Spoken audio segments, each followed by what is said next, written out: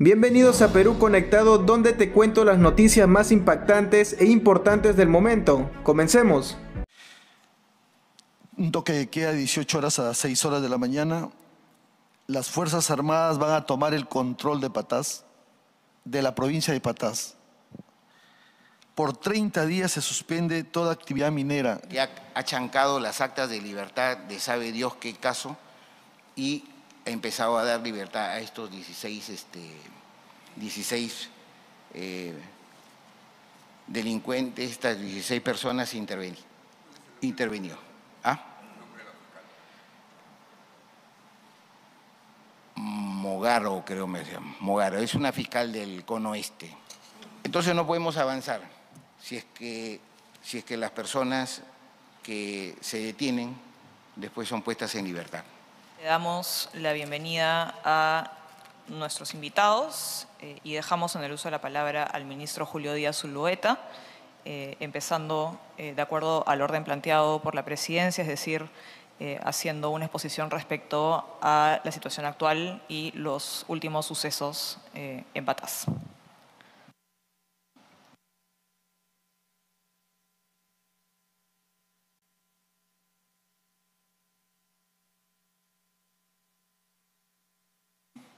Muy buenas tardes, señora presidenta Adriana Tudela Gutiérrez, de la Comisión de Defensa,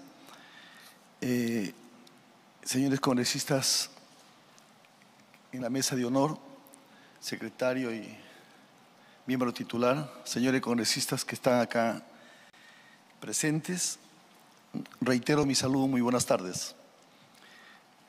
Quisiera hacerle un pedido, señora congresista presidenta de la comisión.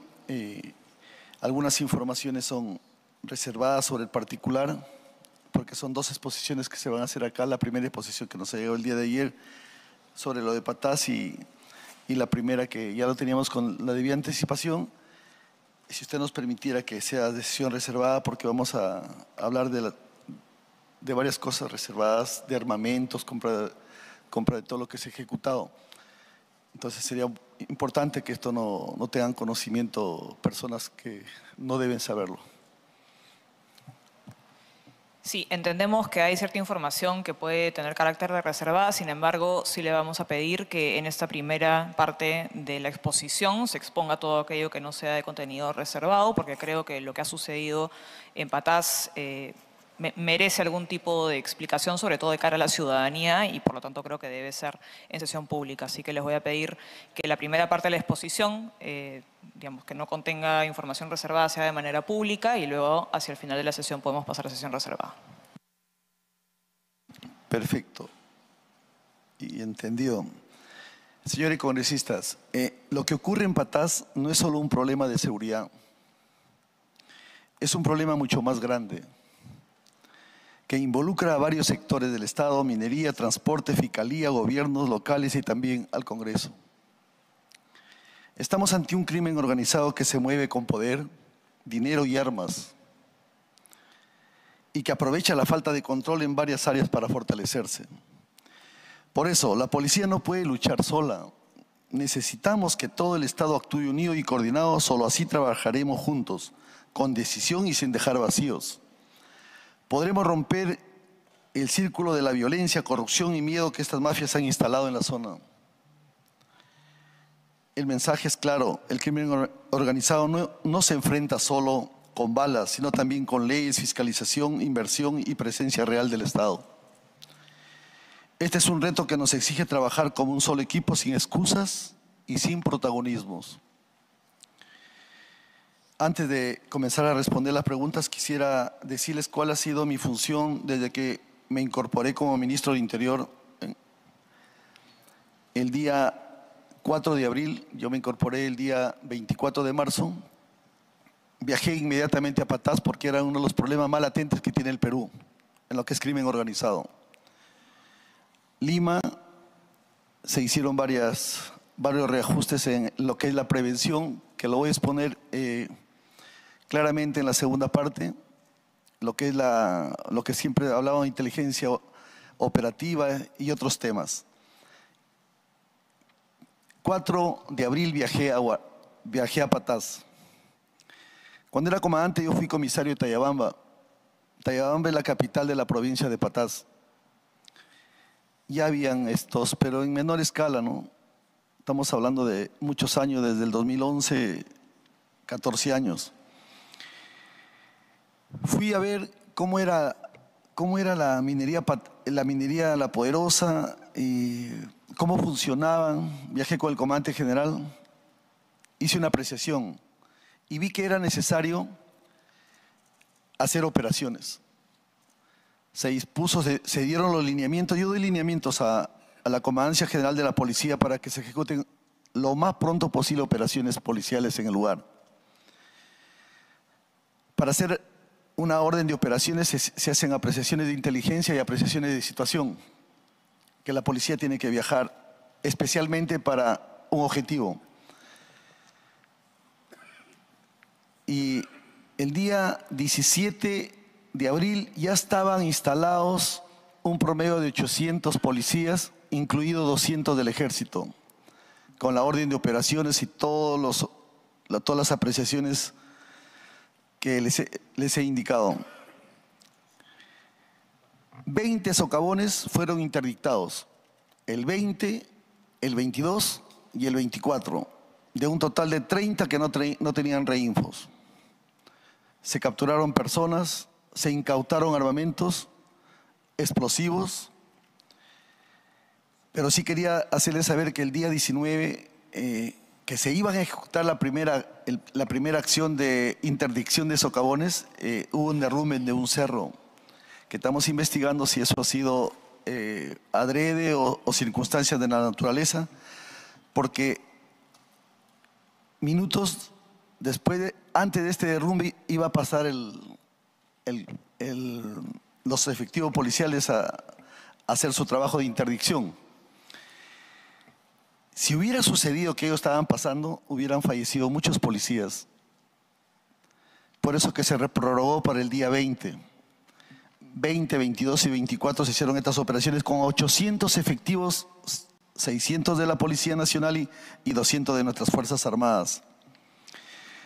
Y los resultados fueron de acuerdo a lo que se había planeado. De 30 socavones, 20 fueron interdictados. La policía mantiene sus 400 efectivos y los 100 de las Fuerzas Armadas. Y diariamente se ejecutan operaciones. Diariamente se ejecutan operaciones en Patás.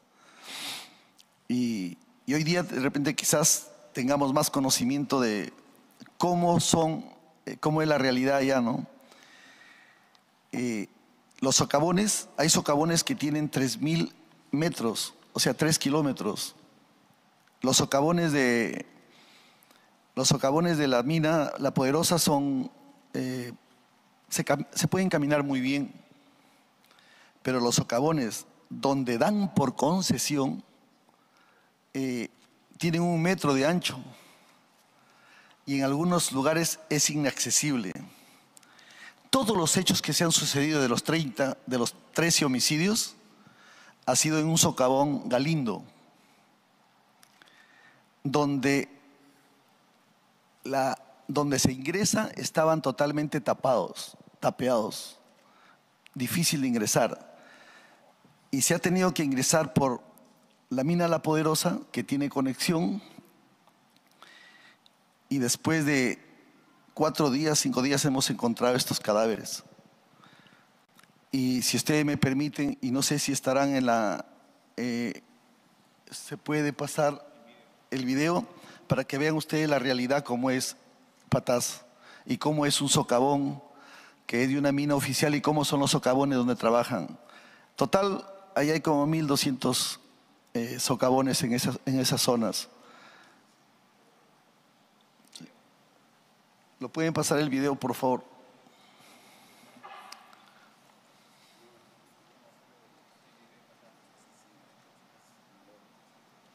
Video de Patás.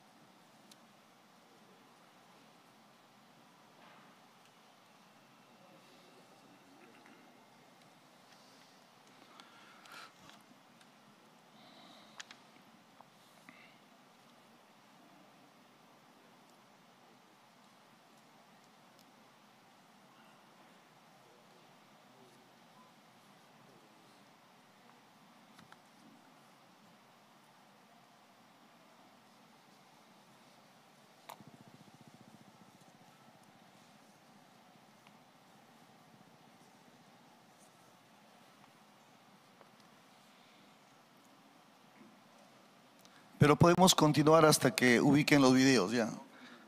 Quería indicarles que la policía y las Fuerzas Armadas en este estado de emergencia actúan diariamente, las 24 horas, claro, con periódicos, contra la criminalidad en Patás. No es una ciudad como que se puede intervenir, hacer operativos de control de documentos. Es donde están muchas organizaciones criminales ya trabajando.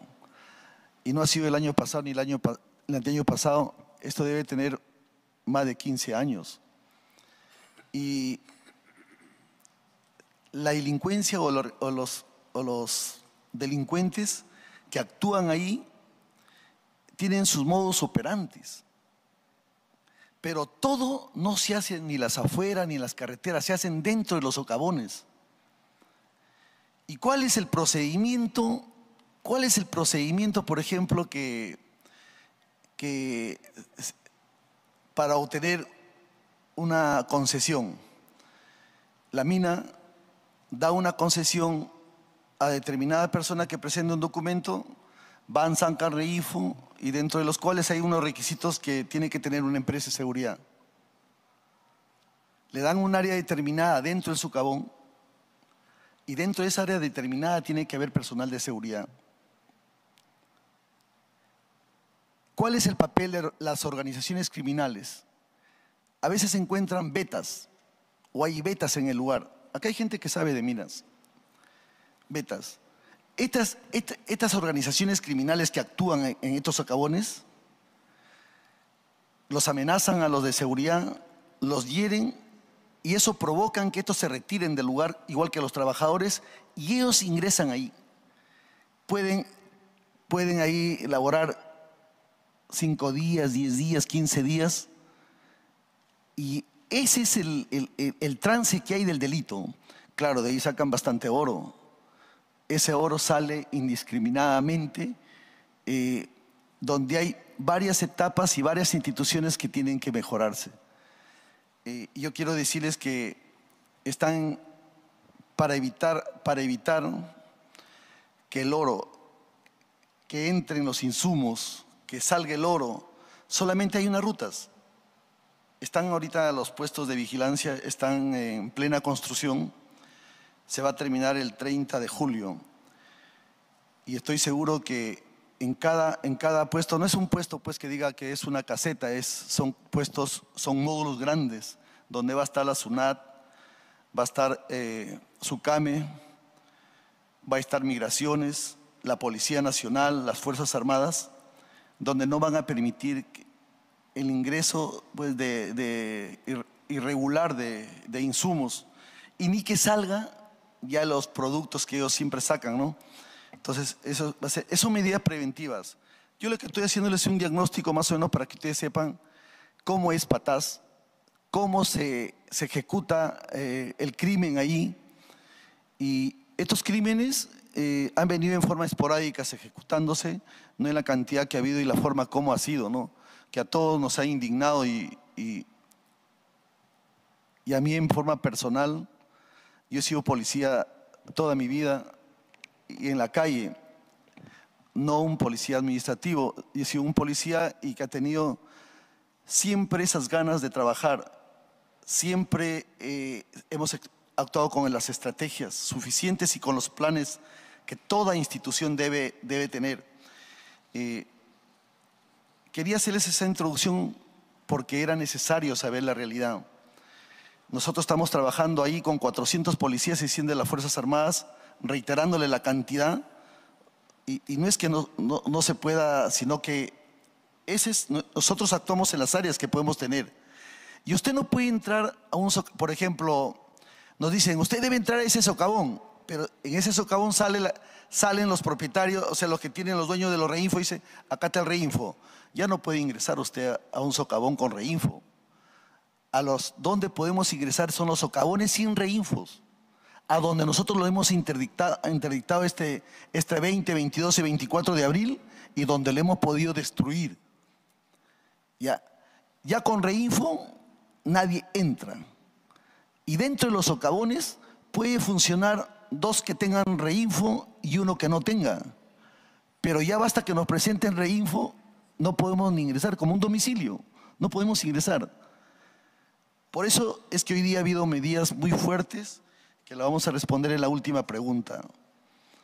Y con eso se va a solucionar más de lo que se ha solucionado hasta ahora, en tantos años que ha habido de criminalidad ahí, y que es ocasionada, de repente no es por voluntad de alguna institución, sino lo que tenemos que hacer es trabajar todos en un solo, y no esperar al final, este es el culpable, sino que, cuál es nuestra participación en que podemos ayudar. Nosotros tenemos la experiencia policial, pero cada vez aprendemos más en la policía. Viene una corriente en una época, tenemos problemas estamos en extorsiones y estamos en minería, estamos en trata y estamos en tala, los principales delitos en la actualidad. Antes estábamos en secuestros, estábamos en gota a gota, que está ya disminuyendo ostensiblemente. Siempre va a haber nuevos delitos y nos encontramos con un delito grave que no es solamente aquí en el Perú, es en toda casi Latinoamérica, el delito de las minerías, y que tenemos que saberlo enfrentar, tenemos que saberlo combatir. La policía siempre nos hemos reunido. Es por tal motivo que cuando yo fui ministro, a la semana me dirigí a Patás. ¿Puedo ir respondiendo a las preguntas? Disculpe, señora presidenta, hasta que pasen los videos. La primera pregunta que ustedes nos hacen es los resultados y el balance operativo del estado de emergencia en la provincia de Patás, región La Libertad, incluyendo el plan ejecutado en coordinaciones con las Fuerzas Armadas y la identificación de los responsables políticos y operativos. El general Arriola, ellos dominan las estadísticas, inmediatamente va a responder la primera pregunta.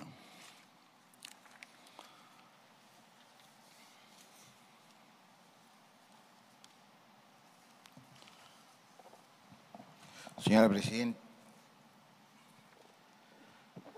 Presidenta de la Comisión, señores congresistas,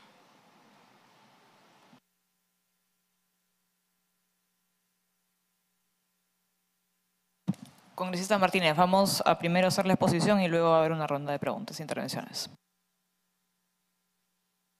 No, estamos empatados todavía.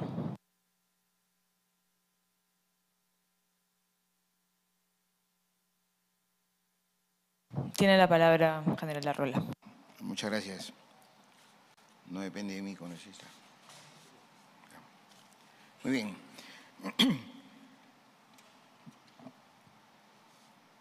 Patás declarado en emergencia hace un año. Hace un año, en el presente año se han llevado a cabo 860 operativos, siendo el último en el cual se han interdictado 20 bocaminas, 8 plantas de beneficio, se han incautado 6 armas de largo alcance, se han destruido 8 maquinarias pesadas, 73 pozas de cianurización, 34 campamentos, 7 tractores, 4.044 unidades de explosivos, 950 detonadores. Todo ello tiene un valor de 93 millones de soles.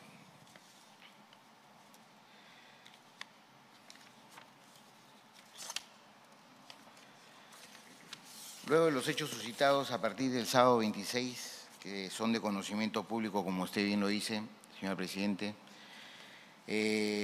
la Policía Nacional del Perú inmediatamente, al tomar conocimiento por acciones de inteligencia, no por denuncia, por secuestro ni alguna otra situación, sino por informaciones absolutamente de inteligencia y que se encuentran acá, que se reciben por medio de fuentes humanas de información y que tienen carácter de reservado. Ante ello, y estando en zona de emergencia, ya han habido 400 efectivos de la Policía Nacional del Perú y 100 miembros de nuestro glorioso Ejército del Perú. Con ellos se han realizado una serie de intervenciones y además se ha cubierto las zonas probablemente o posiblemente para ese día de escape, de tal forma que se ha producido en esas acciones de cerrar la salida, se ha producido un enfrentamiento armado en Tayabamba, en la cual han quedado 2 policías heridos, hay 2 capturados y también 2 heridos por parte de 16 criminales que pretendían tomar por asalto la mina de Carabelí. Y en Lima, el día 2 de mayo, se ha capturado a la persona de Luis Alberto Chuquisuta Guerra. Luis Alberto Chuquisuta Guerra es una persona que vino de Patás, que estaba bajo observación, vigilancia y seguimiento, y se resuelve intervenir y se le encuentran 2 armas de fuego. Un arma que le corresponde a él, que tiene licencia de portar esta arma, pero la otra arma de fuego, otra pistola Glock, corresponde a la persona de Juan Joel Ñaupari Salva, que es uno de los asesinados en el socavón 2520, con sus respectivas conexiones, porque la determinación no es tan precisa, y esta persona, que forma parte de los 13 brutalmente asesinados, ha sido encontrada esta arma de fuego. Este señor sería un coordinador entre una empresa R&R contratada por la minera Poderosa para realizar el trabajo en una de las bocaminas. No hay rastro de esta persona quien dirige la empresa R&R, pero sin embargo hay elementos para considerar que el presunto autor sería esta persona de Miguel Antonio Rodríguez Díaz, alias Cuchillo. Una persona que ha sido detenida el año pasado, en el mes de diciembre 17, por la Policía Nacional de todos los peruanos en Casma, y se le encontró armamento y se le encontró granadas, y se puso a disposición en calidad de detenido del Ministerio Público. Diciembre del año 2024, el año pasado. 2023, sí, 2023. Y fue puesto a disposición con todos los pertrechos, y además él salía de haber provocado la destrucción a través de explosivos de las torres en Patás, así como investigado también por los cargos de asesinato también en Patás. Al igual que la fiscal que se le pone a disposición, y solamente quiero hacer un parangón, pero es importante señalarlo porque la palabra variación, el proceso sigue, pero te varío. Pero ¿qué pasa cuando se varía? Entonces, entro a analizar lo que pasó en Ate, donde se le pone a disposición 16 personas irregulares, extranjeras, venezolanas, y con armas, con pólvora, con drogas, y llega a la dependencia policial y dice: el proceso de investigación va a proseguir, pero voy a variar su situación jurídica. Entonces ya no van a estar detenidos, sino van a ser citados. En otras palabras, significa libertad. Y además declaran acta de libertad. No existe en la norma procesal, y hoy día estuve con unos miembros del Poder Judicial, no existe la libertad por parte del Ministerio Público, ni tampoco la detención. Solamente se puede detener en el Perú por mandato escrito y motivado del juez o por la autoridad policial en flagrante delito, que en el Perú dura 24 horas, cuando es en el momento que se está cometiendo el delito, cuando el criminal huye, cuando es registrado por un medio audiovisual, y dentro de las 24 horas puede ser detenido. Cuando hay un intercambio criminalístico entre la persona víctima y el presunto autor, y le hace un rasguño o le causa un destrozo en la ropa que pueda identificarse 24 horas después. La misma persona agraviada o cualquier testigo presencial directo del hecho, o de oídas también, que podría ser, y que dentro de las 24 horas diga: ese es el que acaba de asaltar, robar, violar, estafar, etcétera. Entonces, al igual que esa variación, acá también se ha producido la variación. Entonces dice, el proceso sigue, pues, pero el proceso ya sigue sin esta persona extraída, sacada de circulación. Eso es lo que no entendemos hasta el día de hoy. Estamos viviendo unos niveles de violencia que necesitamos normas más potentes, más duras, de tal forma de sacar de circulación al solo indicio de la pertenencia a una organización o banda criminal y que hace daño a la sociedad. O sea, no se puede dudar acá. Eso es lo que hace tiempo venimos diciéndolo y podemos presentar las pruebas. Entonces, este señor se ha variado su situación. Se ha variado su situación. Este señor acaba de asesinar a 13 personas, obviamente con sus secuaces. Y lamentablemente ya se están haciendo coordinaciones con otras policías. Y ustedes me entenderán. Es bien lamentable lo que pasa.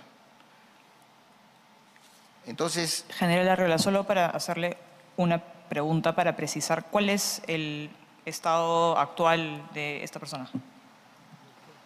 Sigue en libertad, está prófugo. Se encuentra en libertad. Se encuentra en libertad.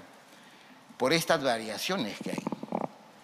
Y yo le decía, ¿por qué variaciones? Porque en la revisión de estas actas de libertad que ha hecho esta fiscal, que se ha atrevido a decir que la Policía Nacional vende humo, y yo como miembro de la Policía Nacional no puedo aceptar tal adjetivo, porque si hay 102.000 internos en los 96 establecimientos penales en el Perú es porque han sido capturados por la Policía Nacional. Y porque esa es su función. Y la función de los buenos fiscales es acusar, y la función de los buenos jueces es impartir justicia y sacarlos de circulación para que minoren los niveles de violencia, el riesgo y el peligro de nuestra sociedad. Entonces, hay un acta de libertad donde esta fiscal, ¿qué urgencia habrá tenido? Me encantaría conversar con ella para ver, de repente la han amenazado o han tenido secuestrada a alguno de sus familiares en ese proceso, porque ha ido a su oficina desde mi lectura de una hipótesis de campo y ha chancado órdenes de libertad pasadas, porque ella, mientras que han sido detenidos por tenencia ilegal de armas, por tráfico ilícito de drogas, que son 15 días, y además eran 16, y con el arma y con la pólvora sin trabajo conocido, tienen que impulsar, porque son los titulares de la acción penal, la banda criminal. Además, en el acta de intervención dice la banda criminal. Entonces, ellos son los titulares, son los maestros, los que enseñan, los que educan. Si un policía se equivoca en tipificar, por decir que es bien difícil, para eso están los fiscales. Pero volviendo al tema central, ha ido y le ha dado libertad, y en el acta de libertad se lee por conducir en estado de ebriedad. O sea que ha chancado las actas de libertad de sabe Dios qué caso, y ha empezado a dar libertad a estos 16 delincuentes, estas 16 personas intervenió. ¿Ah? Mogaro, creo me llama. Mogaro, es una fiscal del cono este, es un cono este. Mogaro, sí. Me comprometo a traer el nombre. Entonces,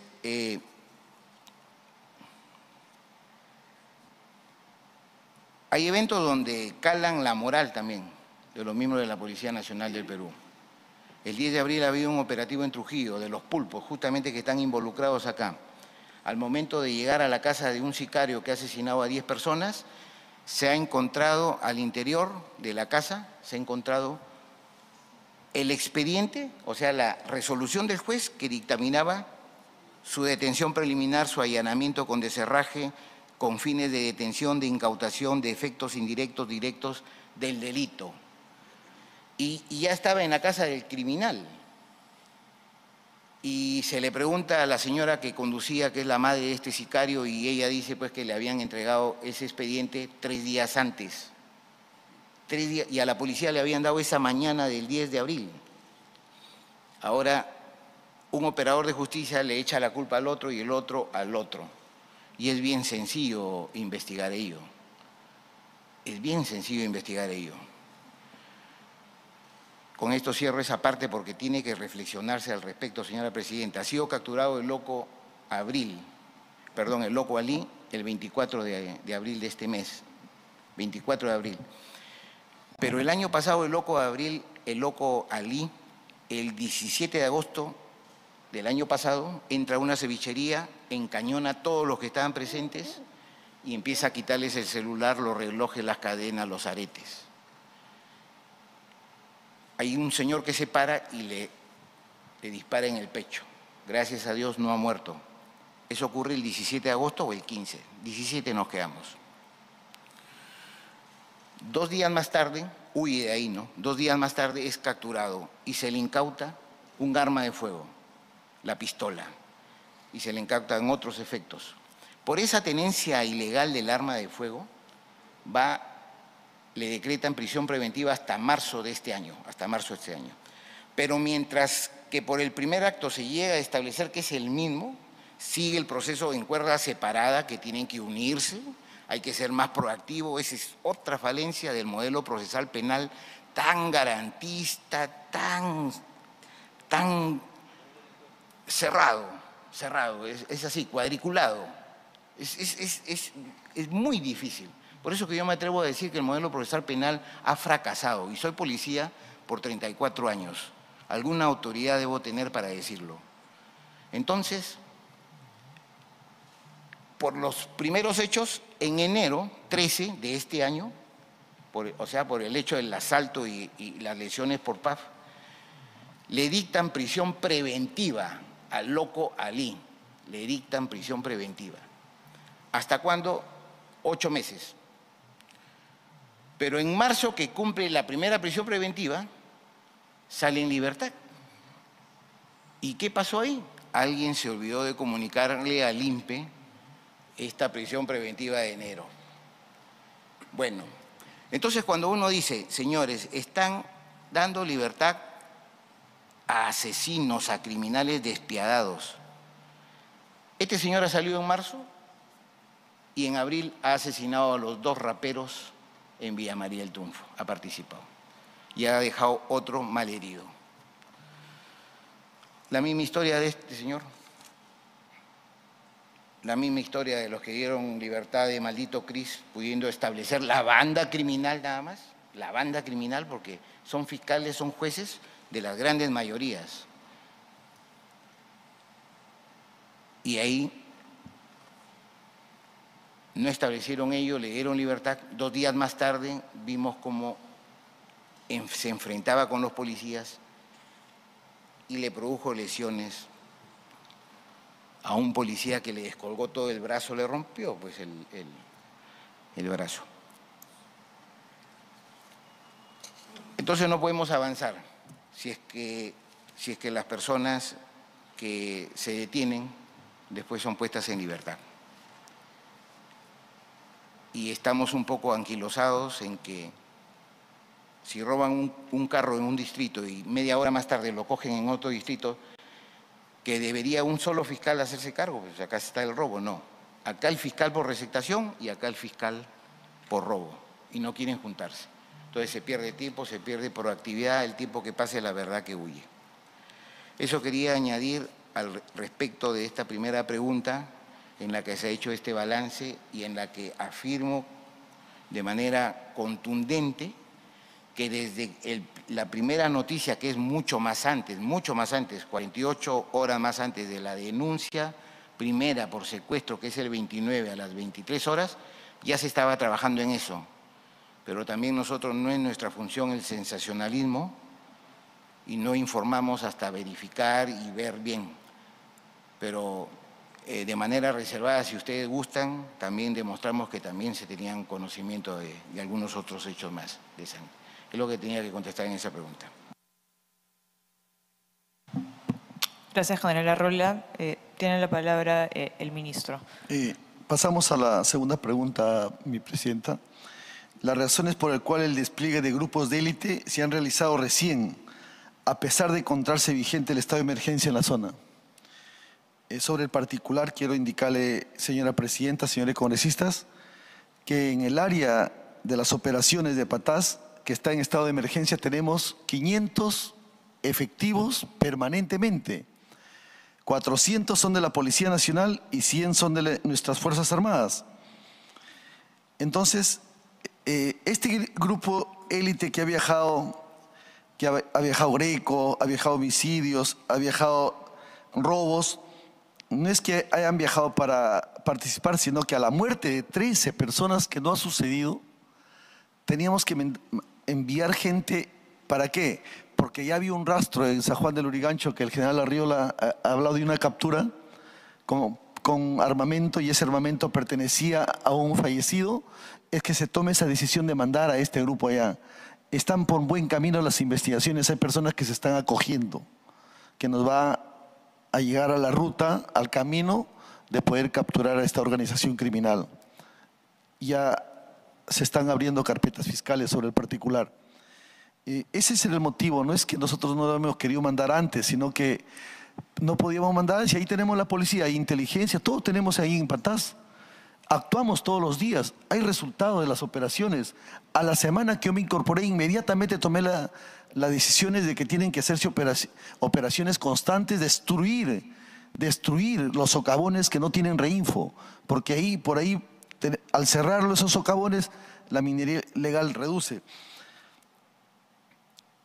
La tercera pregunta son las acciones inmediatas y planificadas por su sector para enfrentar el crimen organizado en la provincia de Patás, región La Libertad, así como las medidas adoptadas específicamente en respuesta al asesinato de 13 trabajadores mineros. Es una pregunta buena.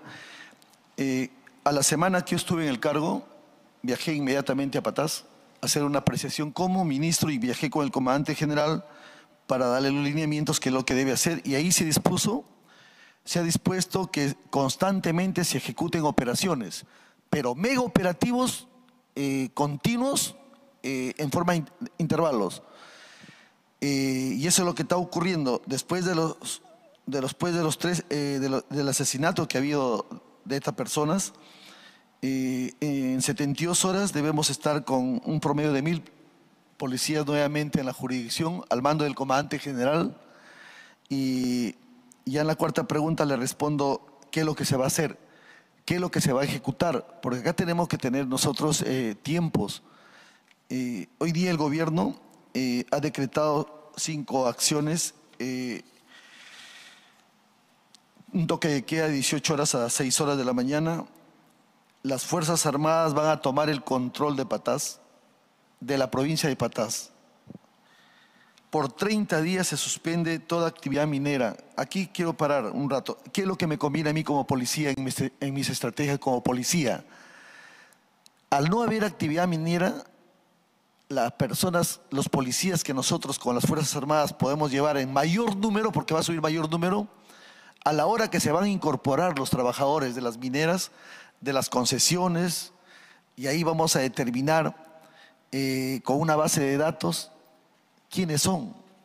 No los conocemos. Es imposible saber en 1200 socavones que existen, con áreas de 3 kilómetros o 3000 metros, que sí puedes ingresar, porque la minera